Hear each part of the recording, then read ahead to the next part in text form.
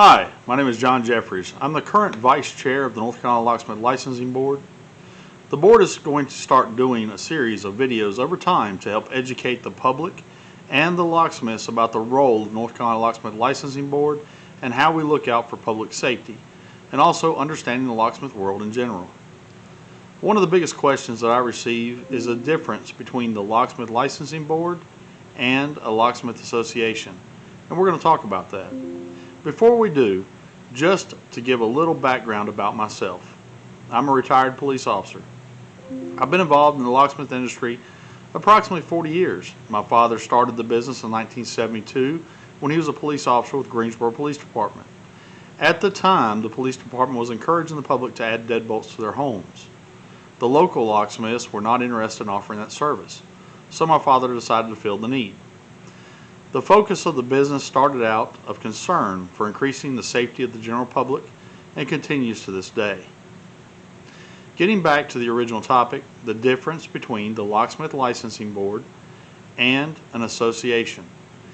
If you're interested in becoming a locksmith professional or already in the trade, you've probably heard of these two key entities, North Carolina Locksmith Licensing Board and a Locksmith Association. While both play important roles in the industry, they serve very different purposes. Let's break it down just a little bit. The Locksmith Licensing Board is a government agency. For the most part, it is regulated by the legislature.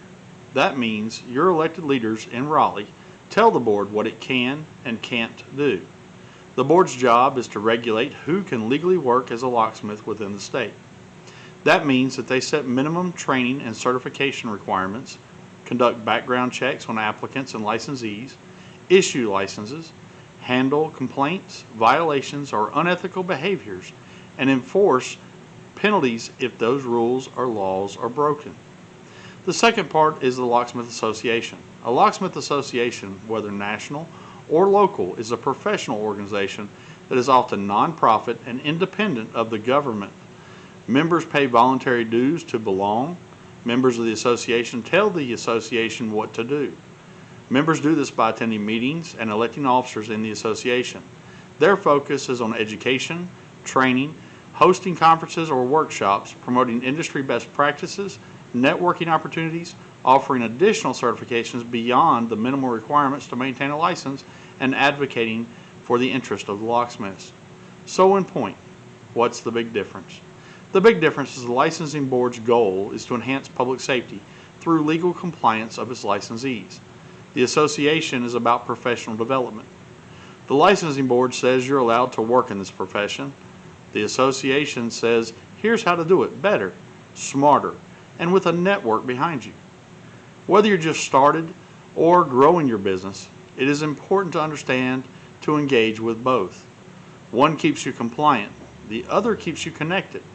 With that being said, hopefully I've explained the difference between an association and the Locksmith Licensing Board.